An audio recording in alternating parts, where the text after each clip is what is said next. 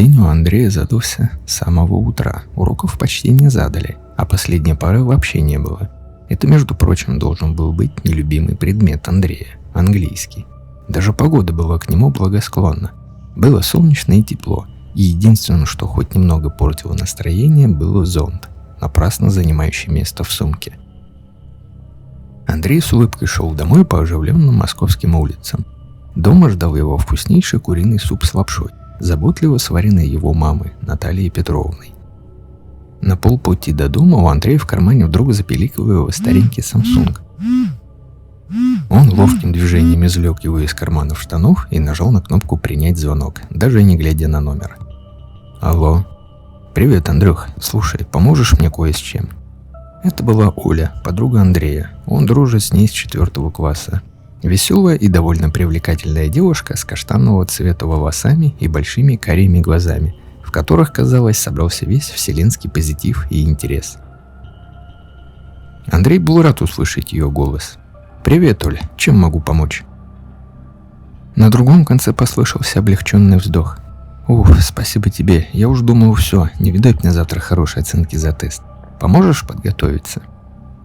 Завтра должен был быть тест по алгебре, и Андрей собирался этим вечером получше подготовиться. Хорошо, давай я тебе скину по почте формулы и тезисы. А вечером приду к тебе и вместе подготовимся к тесту. Согласна, спасибо тебе. Тогда спишемся. Хорошо, пока. В трубке раздались гудки, Андрей улыбнулся. Ему нравилось, когда его о чем-нибудь просили. Помочь он всегда был рад. Впереди замаячила автобусная остановка, и Андрей поспешил к ней. Алло, здравствуйте. Это звонит Андрей. Я друг и одноклассник Оли. Мы хотели сегодня вместе подготовиться к тесту. Но она, похоже, забыла. Можно ее? Здравствуй, Андрюх. О, привет, слушай, я тут. Давай потом. У меня дела образовались. Я сейчас не могу. Голос Оли был усталым. Оль, что-то случилось? Ты только скажи, я помогу. Нет, все хорошо. Просто у меня появились дела. Так что пока. Короткие гудки, Андрей был озабочен. С Олей явно было что-то не так. Ее голос был как у больной. Тихий, усталый и с легкой хрипотцой. Андрей решил, что завтра все у нее узнает. Наверное, она просто простудилась. Доделав домашнюю работу, он лег спать пораньше. На следующий день Оля не пришла в колледж. На следующий тоже. Андрей волновался. Он знал, что даже если Оля на больничном, она всегда переписывается с ним и со своими одногруппниками. Но со вторника от нее не пришло ни одного сообщения. Это настораживало. Андрей решил сходить к Оле домой и все разузнать. Он отпросился с последней пары и первым же автобусом отправился на улицу, где живет Оля. Домофона не было.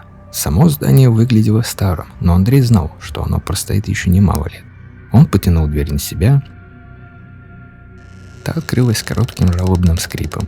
Дойдя до 4 этажа, Андрей повернул в левый коридор и оказался перед дверью 41-й квартиры, Олиной квартиры. Он нажал на кнопку звонка. За дверью послышалась возня. Ее открыла мать Оли, Вероника Родионовна. «Здравствуйте, я Андрей, помните, я вам звонил? Я хотел узнать, как дела у Оли». Вероника Родионовна молча уставилась в пустоту. Это была невысокая, тощая женщина с волосами цвета соломы. Она выглядела старше своих 43 лет. На ней был старый синтетический халат странной расцветки, белый с красноватыми разводами. «Я могу войти?» Женщина отошла в сторону. Андрей прошел в маленькую прихожую. Атмосфера в квартире стояла очень удручающая. Да и запах был не самый приятный. Сладковатый и немного отдающий чем-то, что явно давно следует выкинуть из холодильника. Вероника Родионовна показала на дверь в конце коридора. Андрей разулся и прошел туда. Он открыл дверь и застыл. В комнате Оли была абсолютная темнота. Света сумрачного коридора едва хватало, чтобы обеспечить видимость на 2 метра вглубь комнаты. Пошарив рукой по стенам около двери, Андрей не нашел выключателя и решил подсветить телефоном. Он достал его и включил фонарик.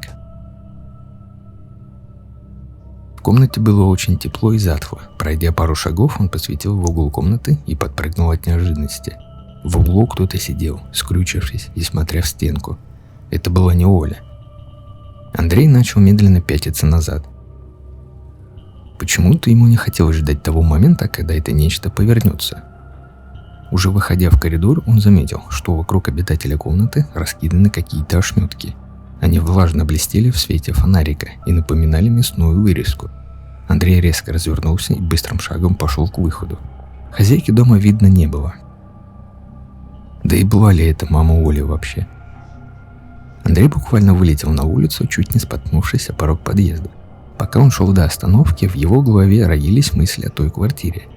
Почему там стоит такая вонь, будто окна не открывались очень давно?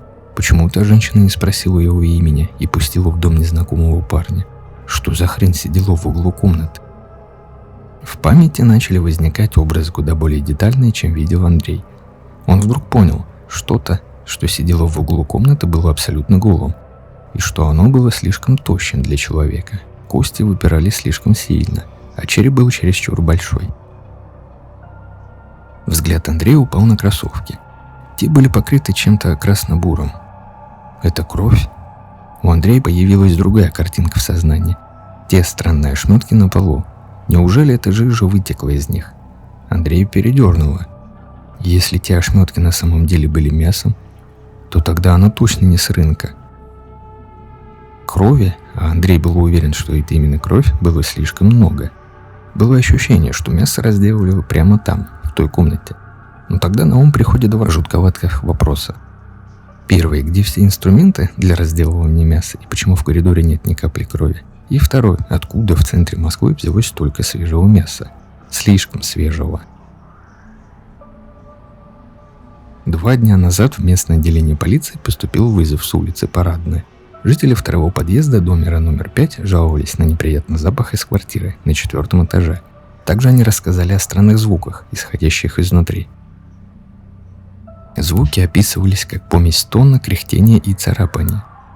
После того, как хозяйка квартиры не ответила на просьбу открыть дверь, дверь была взломана. Далее от лица сотрудника опергруппы.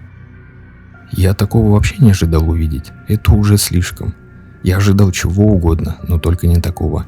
Вся квартира была в ужасном состоянии, стены в каких-то бородах.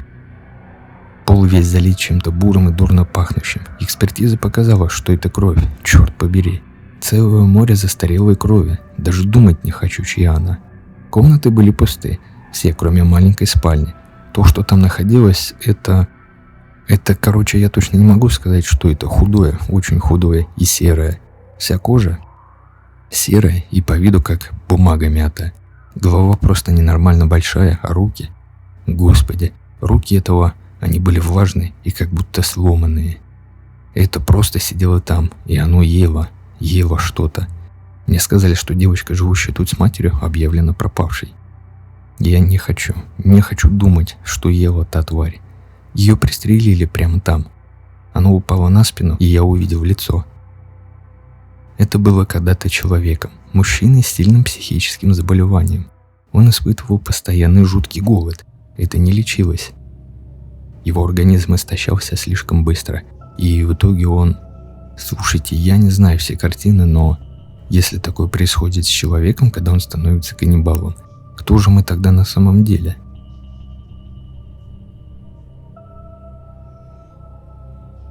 Андрей проснулся рано, очень рано. Он встал и посмотрел в зеркало напротив кровати. Он болен. Торчащие ребра и пепельного цвета кожи говорили сами за себя. Мысли путались. Голод. Андрей понял, насколько он голоден. Он хотел пойти на кухню, но передумал. Холодильник уже давно опустел. Он съел все. Даже лед сгрыз. Не помогло.